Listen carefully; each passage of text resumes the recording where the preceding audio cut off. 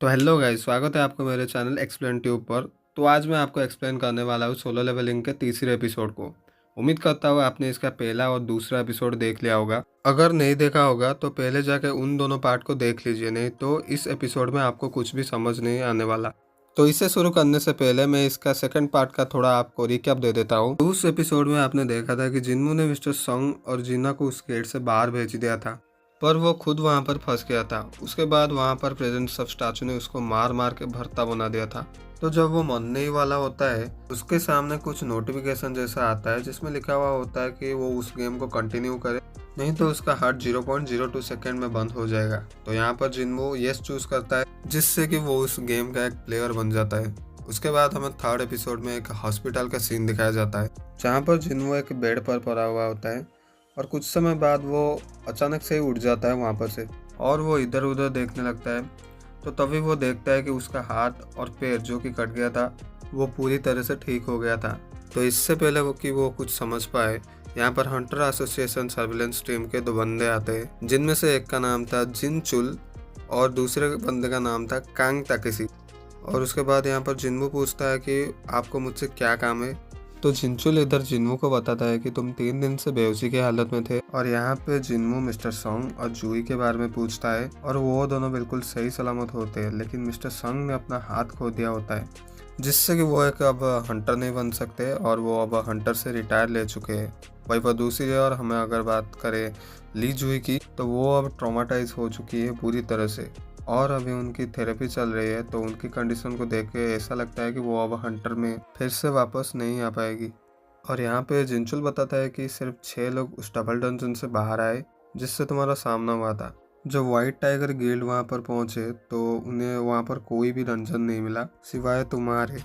Report के हिसाब से जो भी स्टैचू वहाँ पर था और जैसा डेड बॉडी की बात की गई थी, वो हमें वहाँ पर कुछ देखने को नहीं मिला था। और अगर रिपोर्ट्स में थोड़ी सी भी फेरबदल होती या हमें किसी पर शक होता तो हम तुम्हारे ऊपर ही शक करते। इसका मतलब यह है कि तुम सभी लोगों ने सेम चीज़ देखी और तुम लोगों में से कोई भी झूठ नहीं बोल रहा। लेकिन संग जिन्हो तुम्हें फिर से अवेकिंग महसूस हुई, क्यों है ना? जैसा कि मैंने आप लोगों को पहले एपिसोड में बताया है कि एक इंसान सिर्फ एक ही बार अवेकिन हो सकता है और उसी समय उसकी पावर का पता चलता है कि वो कितना ताकतवर होगा, और वो उस ताकत को बढ़ा नहीं सकता। लेकिन कुछ केसेस में ऐसा होता है, एक इंसान फिर से आवेग हो सकता है और उसके बाद वो उसका ताकत इतना बढ़ जाता है कि वो ए रैंक या फिर एस रैंक का भी हंटर बन सकता है। तो ये सुन के जिन्वो बड़ा एक्साइट हो जाता है, और ये लोग एक माना स्टोन लेके आए हुए होते हैं जो कि जिन्वो का ताकत को पता लगाने के लिए होता है। पर भाई इस मीटर में दिखाया जाता है कि उसकी ताकत सिर्फ 10 होती है, यानी कि उसकी ताकत बिल्कुल बड़ी नहीं होती है। और ये लोग यहाँ से निकल जाते हैं। बाहर जाके ये लोग ये बात करते हैं कि ई रैंक के जो हंटर होते हैं उनका भी स्कोर 70 से ऊपर होता है, पर इसका तो 10 है। इसका मतलब ये एक नॉर्मल इंसान है। जिनचुल यहाँ पे ये कहता है कि वो डंजन तो अब गायब हो चुका है, जिसकी वजह से हम कुछ एक्सप्लोर नहीं कर सकते हैं। लेकिन इस बंदे का स्कोर 10 होने के बाद भी ये बंदा जिंदा कैसे बाहर आ गया? वही दूसरी ओर हम देखते हैं कि जिन्वे के सामने एक डिस्प्ले होता है जिस पर एक विंडो टाइप का कुछ खुली हुई होती है, जिस पर कुछ अनरीड मैसेज का नोटिफिकेशन होता है, पर वो इसको टच नहीं कर सकता। और उसको याद आता है कि ऐसा डिस्प्ले वो पहले भी देखा था। इससे पहले कि वो कुछ कर पाए, उसकी सिस्टर जिन्ना वहाँ पर आ जाती है और उसको काफ़ी डांटती है कि वो अपना ध्यान नहीं रखता और वो हमेशा मुसीबत में फंस जाता है। दूसरे की जितनी वाट नहीं लगती उसकी वाट लग जाती है। तो उसकी सिस्टर जिन्ना यही कहती है कि अगर तुम नहीं सुधरोगे तो मैं स्कूल वगैरह छोड़ के जॉब पे चली जाऊंगी, जिससे कि तुम्हें इस खतरनाक काम पे ना जाना पड़े। समझ गए? ठीक है ना? तो जिन्वो इस पर कहता है कि हाँ समझ गया, लेकिन क्या तुम्हें ये चीज़ दिखाई दे रही है? तो जिन्ना कहती है क्या? तो ऐसा लगता है कि ये डिस्प्ले सिर्फ जिन्वो को ही दिखाई देती है, पर दूसरों को नहीं दिखाई देती। और जिन्वो इधर जिन्ना को कुछ गेम्स के बारे में पूछती है, और साथ ही साथ ये पूछती है कि गेम्स के नोटिफिकेशन कैसे ओपन करें। और जब वो नोटिफिकेशन ओपन करता है, वहाँ पर दिखाई देता है कि तुम अब एक प्लेयर बन चुके हो और तुम्हारा आज स्ट्रेंथ ट्रेनिंग है। तो जिन्ना इधर समझ जाती है कि उसका भाई अब ठीक ठाक है और उसे यहाँ से अब निकलना होगा, तो वो वहाँ पर चले जाती है। तो जिन्वो के सामने यहाँ पे काफ़ी सारी विंडो खुल जाती है जिनमें लिखा हुआ होता है कि सिस्टम एक प्लेयर के डेवलपमेंट के लिए बनाया गया है। अगर तुम किसी मिशन को पूरा नहीं कर पाओगे तो तुम्हें पेनल्टी मिलेगी। और इसके अलावा जिन्वो को उसके रिवार्ड भी मिल गए हैं। यहाँ पे कुछ गोल होते हैं जैसे कि 100 पुशअप, 100 सिटअप्स और 100 स्क्वाट्स जैसे, और एक 10 किलोमीटर रनिंग। अगर वो उसको कंप्लीट नहीं करता तो उसको पेनल्टी भी देनी पड़ सकती है। तो जिन्नू शुरुआत में इसे इग्नोर कर देता है, और वही दूसरी ओर जिनचुल चेयरमैन को फ़ोन करता है और बताता है कि ऐसा लगता है कि जिन्नू की कोई सेकंड अवेकनिंग नहीं हुई है। और चेयरमैन गो ये कहता है कि हम खुशकिस्मत है कि यहाँ पर कोई डंजन्स ब्रेक नहीं हुआ और ये पिछली बार के केस की तरह नहीं है, तो हम इसे स्पेशल केस में डाल सकते हैं।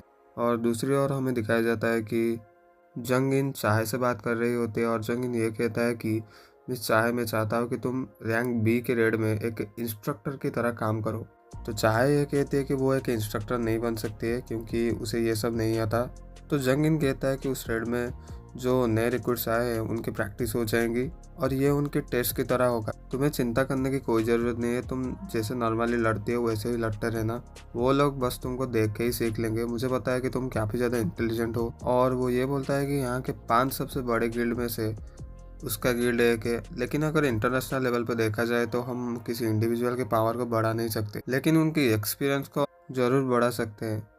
और जब वो समय आएगा हम उसके लिए तैयार रहेंगे। तो ये किस समय की बात कर रहा है, इससे पहले कि हम ये समझ पाए यहाँ पे एक नया डंजन खुल जाता है, और वो भी सड़क के बीचों बीच। वही दूसरी ओर जिन्हों की जो टाइम होती है वो लगभग ख़त्म ही हो चुकी होती है, यानी कि उसका जो समय होता है स्ट्रेंथ ट्रेनिंग को पूरा करने के लिए वो ख़त्म हो चुका होता है। यहाँ पे ये ज़मीन हिलने लगती है और उसके बाद वो एक अलग ही दुनिया में आ जाता है। ये पूरा रेगिस्तान होता है और दूर दूर तक मिट्टी होती है।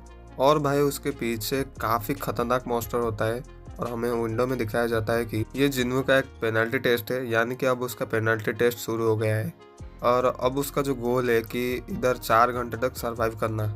और वहाँ नर्सेस आती है और देखती है कि जिन्नू अपने बेड पे नहीं होती, तो वो ढूंढना शुरू कर देते हैं। वही दूसरी ओर जिन्नू अपने आप की जान बचा के भागना शुरू कर देता है। वो लगातार इस मॉन्स्टर से बच के भाग रहा होता है कि वही दूसरी ओर नर्सेस उसको ढूंढ रही होती है।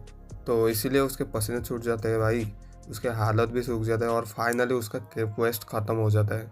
और सुबह होते ही जिन्नू समझ जाता है कि वो इस चीज़ को हल्के में नहीं ले सकता और सच में ताकतवर बनने के लिए स्ट्रेंथ ट्रेनिंग शुरू करनी पड़ेगी।